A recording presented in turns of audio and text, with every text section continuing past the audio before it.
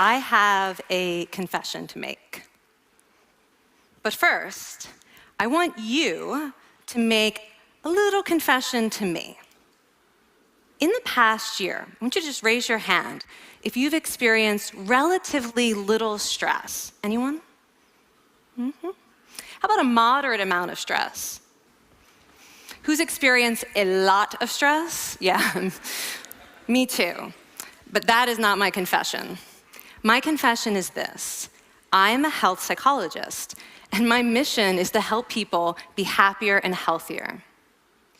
But I fear that something I've been teaching for the last 10 years is doing more harm than good, and it has to do with stress. For years, I've been telling people stress makes you sick.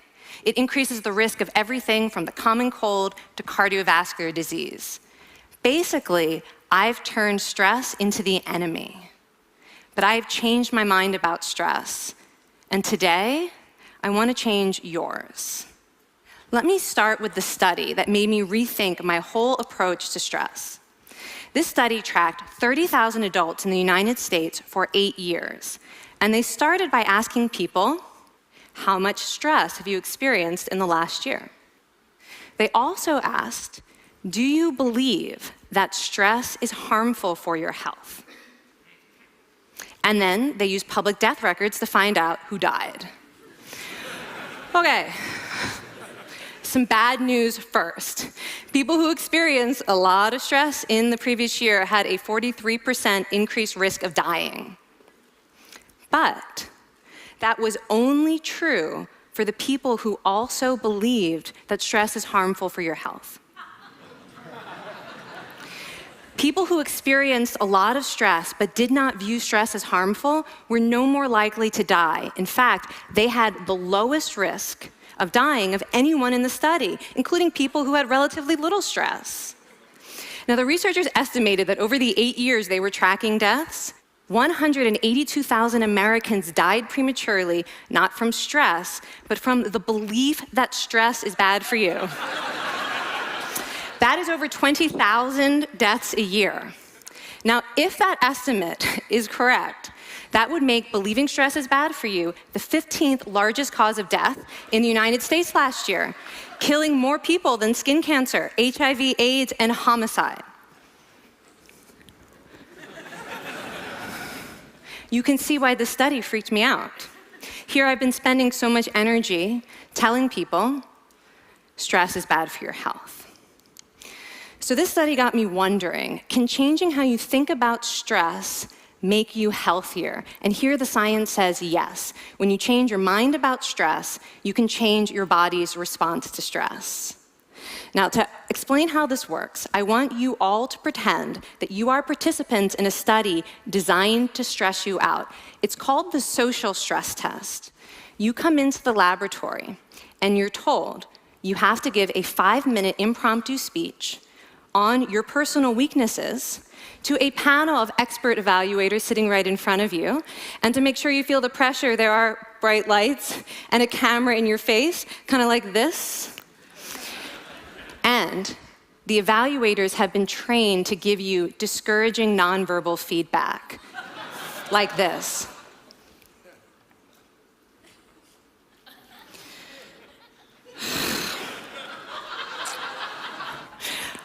Now that you're sufficiently demoralized, time for part 2, a math test.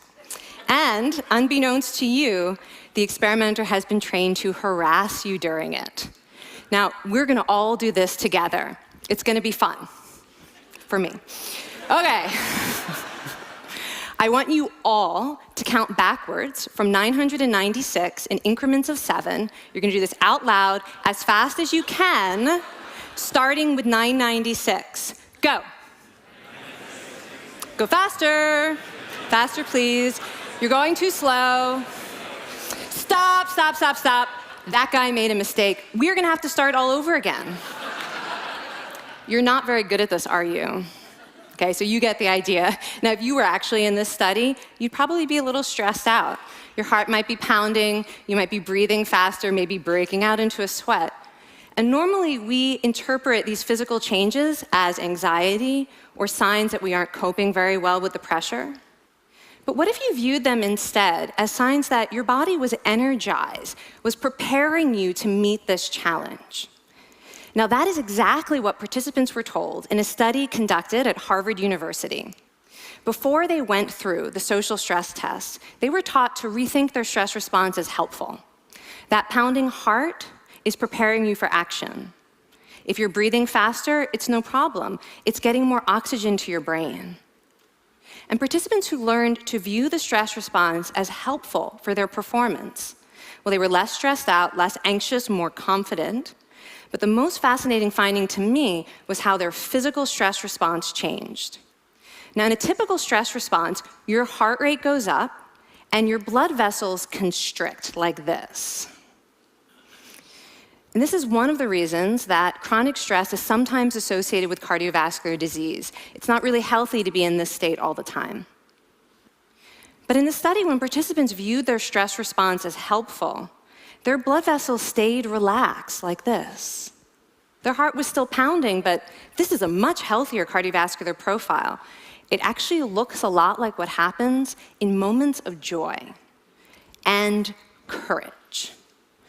Over a lifetime of stressful experiences, this one biological change could be the difference between a stress-induced heart attack at age 50 and living well into your 90s.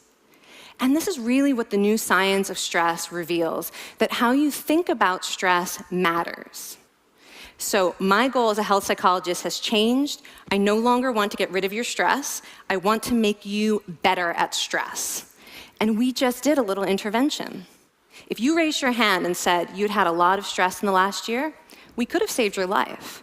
Because hopefully the next time your heart is pounding from stress, you're going to remember this talk, and you're going to think to yourself, this is my body helping me rise to this challenge. And when you view stress in that way, your body believes you, and your stress response becomes healthier. Now, I said I have over a decade of demonizing stress to redeem myself from. So we are going to do one more intervention. I want to tell you about one of the most underappreciated aspects of the stress response. And the idea is this: stress makes you social. To understand this side of stress, we need to talk about a hormone, oxytocin. And I know oxytocin has already gotten as much hype as a hormone can get.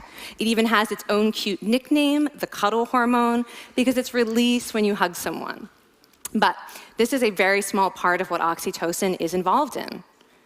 Oxytocin is a neurohormone. It fine-tunes your brain's social instincts. It primes you to do things that strengthen close relationships. Oxytocin makes you crave physical contact with your friends and family. It enhances your empathy. It even makes you more willing to help and support the people you care about. Some people have even suggested we should snort oxytocin, right, to become more compassionate and caring. But here's what most people don't understand about oxytocin. It's a stress hormone. Your pituitary gland pumps this stuff out as part of the stress response. It's as much a part of your stress response as the adrenaline that makes your heart pound. And when oxytocin is released in the stress response, it is motivating you to seek support. Your biological stress response is nudging you to tell someone how you feel instead of bottling it up. Your stress response wants to make sure you notice when someone else in your life is struggling so that you can support each other. When life is difficult, your stress response wants you to be surrounded by people who care about you. Okay, so how is knowing this side of stress going to make you healthier? Well, oxytocin doesn't only act on your brain, it also acts on your body. And one of its main roles in your body is to protect your cardiovascular system from the effects of stress. It's a natural anti-inflammatory. It also helps your blood vessels stay relaxed during stress. But my favorite effect on the body is actually on the heart. Your heart has receptors for this hormone. And oxytocin helps heart cells regenerate and heal from any stress-induced damage. This stress hormone strengthens your heart. And the cool thing is that all of these physical benefits of oxytocin are enhanced by social contact and social support. So when you reach out to others under stress, either to seek support or to help someone else, you release more of this hormone, your stress response becomes healthier, and you actually recover faster from stress. I find this amazing that your stress response has a built-in mechanism for stress resilience. And that mechanism is human connection. I want to finish by telling you about one more study. And listen up, because this study could also save a life. This study tracked about 1,000 adults in the United States, and they ranged in age from 34 to 93. And they started the study by asking, how much stress have you experienced in the last year? They also asked, how much time have you spent helping out friends, neighbors, people in your community? And then they used public records for the next 5 years to find out who died. Okay, so the bad news first. For every major stressful life experience, like financial difficulties or family crisis, that increased the risk of dying by 30%. But, and I hope you are expecting a but by now, but that wasn't true for everyone.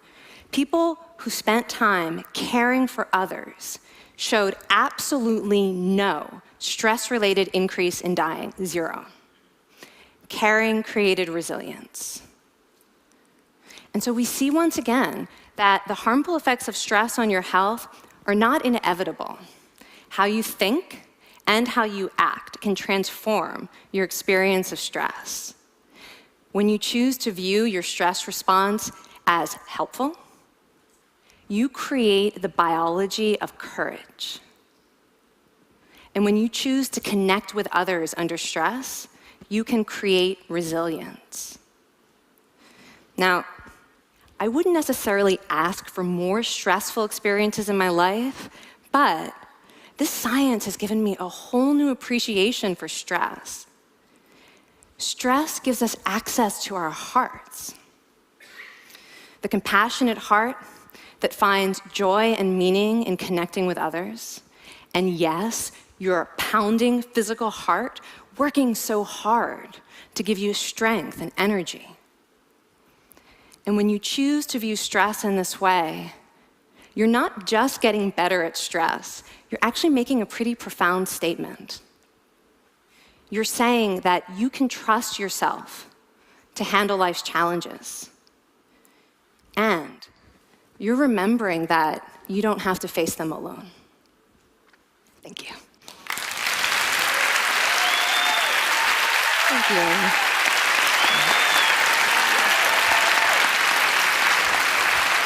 I mean, this is kind of amazing what you're telling us. It seems amazing to me that a belief about stress can make so much difference to someone's life expectancy. How would that extend to advice? Like if someone's making a lifestyle choice between, say, a stressful job and a non-stressful job, does it matter that which way they go, that it's equally wise to go for the stressful job so long as you believe that you can handle it in some sense? Yeah, and one thing we know for certain is that chasing meaning is better for your health than trying to avoid discomfort. And so I would say that's really the best way to make decisions, is go after what it is that creates meaning in your life, and then trust yourself to handle the stress that follows. Thank you so much, Kelly. Thank you. It's really cool.